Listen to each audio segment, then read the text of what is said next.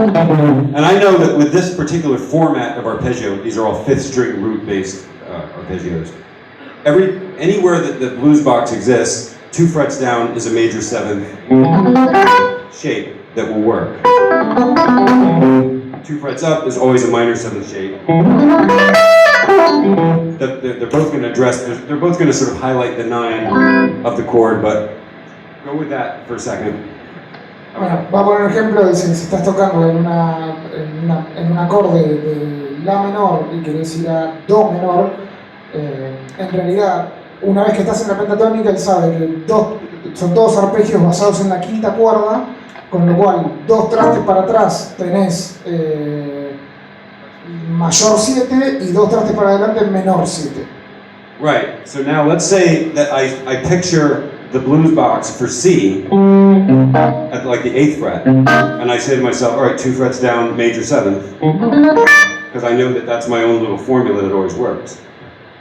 But I can also see that it overlaps into the 2 frets up from the A minor sound. So, like in other words, E minor 7th works great over the A, and E flat major 7th, which is right in the same, on the same sort of highway, works for the C. So I don't really have to go anywhere, I just have to make an adjustment to address the chord.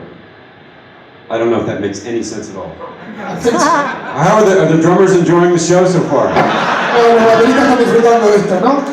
Bueno, lo que decía es que justamente al estar en La, en el quinto casillero, digamos, en la sexta cuerda, después cuando va al Sol, al Do sobre la sexta cuerda, a raíz de esta regla de los 2 trastes y demás, él sabe que tiene el Mi menor 7, si no me equivoco, ahí, que va a sonar bien con el Do, y en la posición de La tiene el mayor del otro, con lo cual puede usar cualquiera de los dos sin moverse de la verticalidad que tiene. I'm going to demo it a little bit.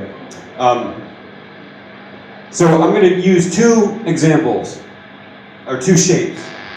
And one will be C minor. I'm not saying it's all arpeggios. Obviously, I haven't even talked about modifying these arpeggios into lines and licks and stuff, but I'm just keeping the premise of arpeggios for the sake of making, simplicity. So I've got C minor down here by the 3rd fret. I've got C major for the A minor chord. I have C minor for the C minor chord. I have C major for the A minor chord. Bueno, dice que justamente puede usar los arpegios, bueno, lo voy a mostrar ahora, porque tienen en la misma posición el Do menor para cuando toca en Do y el Do mayor para cuando toca en La. And maybe in another place I have an E flat major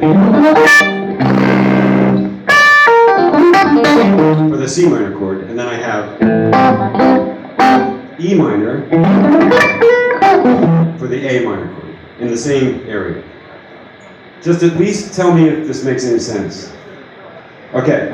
En otra parte de la guitarra puede tener al mismo tiempo el Mi bemol mayor y el Mi menor. Right, so luckily I have a chord progression that's sort of based around what I'm describing. And I'm just going to keep these 2 shapes and try to explain I'll try my best to explain as I'm playing. Tiene una progresión de acordes que, sobre la que puedo usar este ejemplo, va a tratar de mantener bastante simple, o sea, hacer arpegios para poder demostrar lo que estás explicando.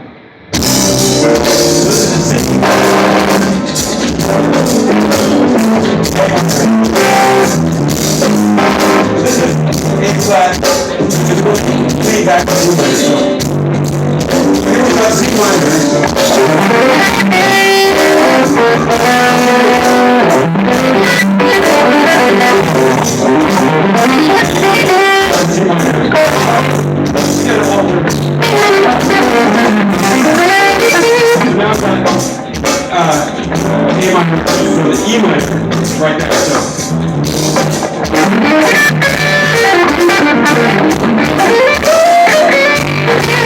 So E flat minor major.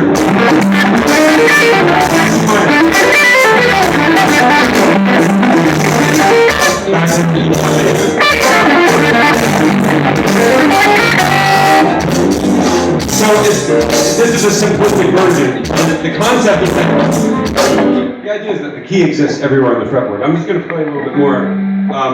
I might introduce something like